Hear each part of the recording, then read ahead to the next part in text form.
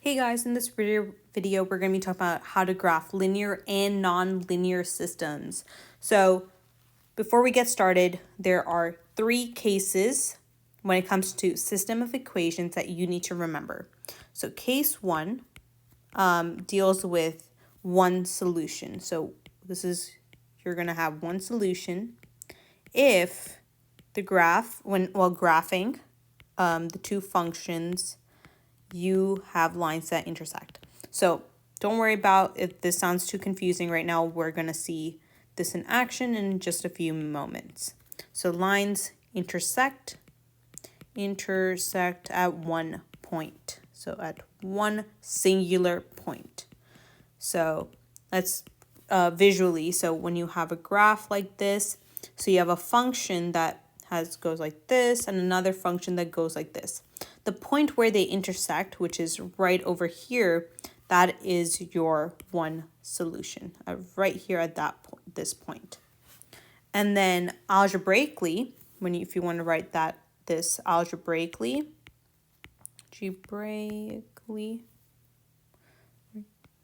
okay, perfect. So x equals number. So the same number, so x equals number, and y equals number. We'll look into what this means shortly. For case 2, we have 2 solutions, or actually let's do no solution.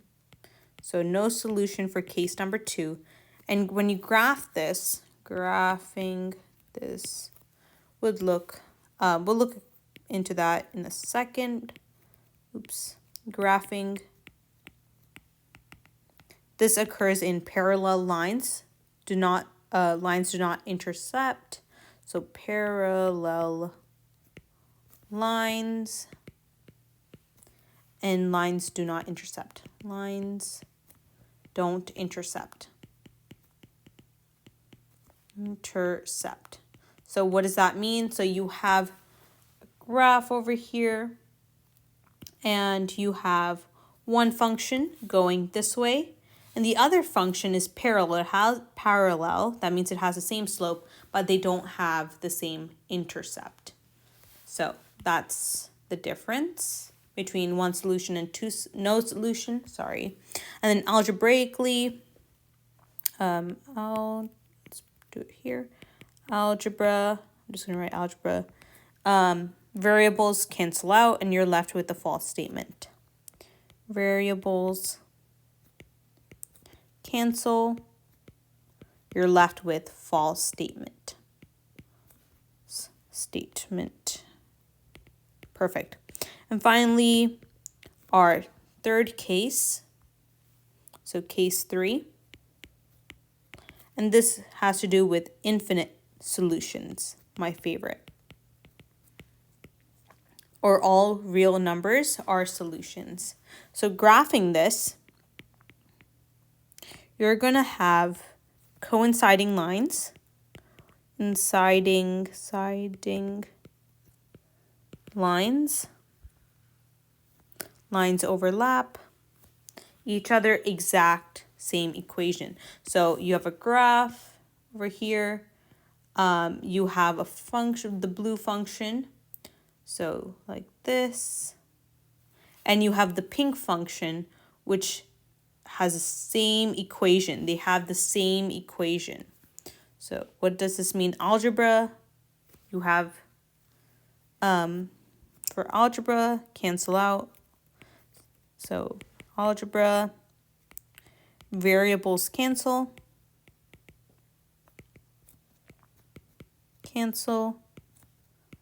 True statement. So true statement. But the most important thing to realize is they have the same equation. So let me write that here. So same equation. That's the most important thing to know here for infinite solutions. So let's look at a few examples. So let's say we had one function that is y equals 2 over 3x minus 2. And the other one was 4x plus 6y equals 12. First off, we're just going to isolate the y, bring it into slope-intercept form. So that would be 12 minus 4x equals 6y. Divide the 6 throughout, so we're left with y equals 2, minus 2 over 3x. We can also write this as y equals negative 2 over 3x plus 2. So bring this to the top. So these are our two equations. So when we graph it, we can kind of delete this part. Okay, so when you graph it, okay, so we have the blue function. So we have a slope of 2 over 3, so that we're running up by 2 and running horizontally 3. And we start at the point negative 2. So negative 2 is right here. So 1, 2 up, and then 1, 2, 3, run. It's going to be right here. Same thing again. And then this way, 3 down 2, 1, 3 back, down 2. Perfect. Oops, this should be here. Perfect. So then when you connect your points, you're going to get a line that looks like this. Now, for this pink equation, we have a slope of negative 2 over 3, and it starts at 2. So we're running downwards 2, so downwards 2, and then we're running to the right by 3. So 1, 2, 3, we have a point right there. Down 2 over 3, that's good. And then on this side, we're going to go backwards. So left 3, up 2. And I think we can do one more. Okay, that's fine. So here we see that the graph touches at exactly 1 point, which is right over here. So it's touching right here at this point. So we can say that there is one solution. So case 1, one solution.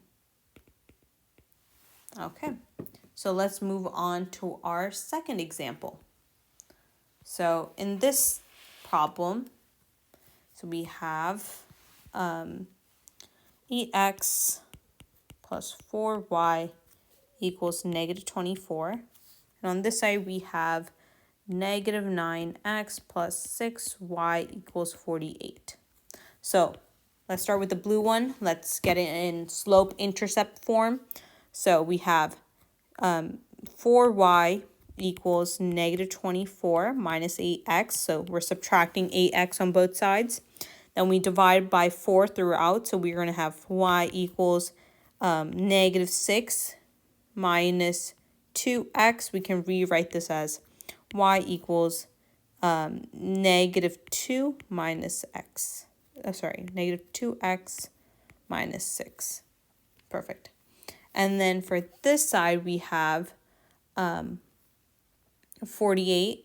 So 6y equals 48 minus 9x. Divide 6 throughout the whole equation. So y equals 48 divided by 6. That's going to be 8, right? So 8 minus, this is going to be 3 over 2x.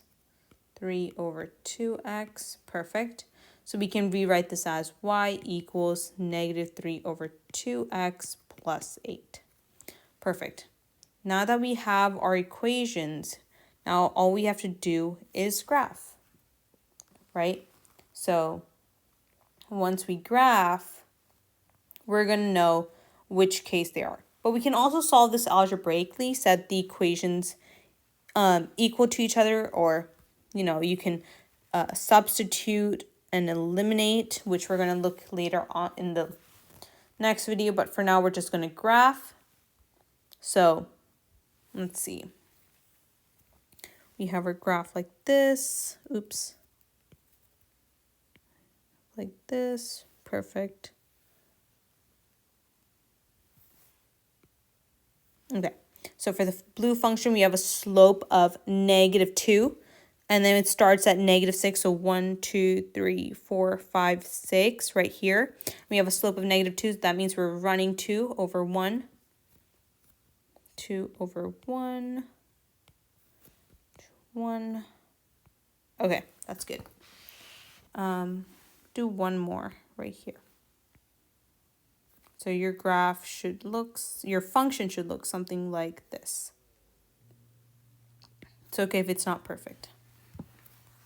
And then for the pink function, you have a slope of -3 over 2. And it starts at 8. So 1, 2, 3, 4, 5, 6, 7, 8. Okay. And then you're going down 3, running 2, going down 3, running 2, and then going down 3, running 2. So this is good. Perfect. Again, not perfect, but that's okay. We see that there is an intersection right here at point 1, 2, 3, negative 1, 2, 3, 4. Yeah, -4, comma 2. That's where this point is. So we see that we have only one point that is connecting. So this is case 1, one solution. And that solution is at -4, comma 2. Finally, let's do one more example. This time, let's do nonlinear systems. So we have y equals, oops, change color. So we have y equals x squared, and then we have y equals x minus 2. So when we graph, over here, so these are already in slope intercept form, which is wonderful. So like this. So we see that we have the quadratic parent function here. So we know what that is, and we have no other transformations. So it's going to be a regular absolute value graph. Perfect. And then on this side,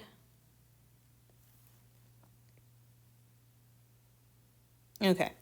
And then for, oops, I did this backwards. So this is actually quadratic, right? So 0, 1, 1, 2, 4. Sorry about that, guys. And then we're going to draw our arrows. Oops. Okay, perfect. That's much better. And then for the absolute value, we see a -2 inside with the x. So we know we're having a horizontal translation. And since it's -2, we know it's going to be to the right. So 1, 2, and then your absolute value. Graph looks like this. Okay, right here. And here. Perfect. So it's touching here and here. So here we see an intersection at 1, 1 and at -2, 4. So let's place those points. So we see 1, 1 and at -2, 4. So this is 2 solutions. So we know that this is case. This is really not a case, but you can have a certain number of solutions. So this is more than one solution. So you just say this has 2 solutions.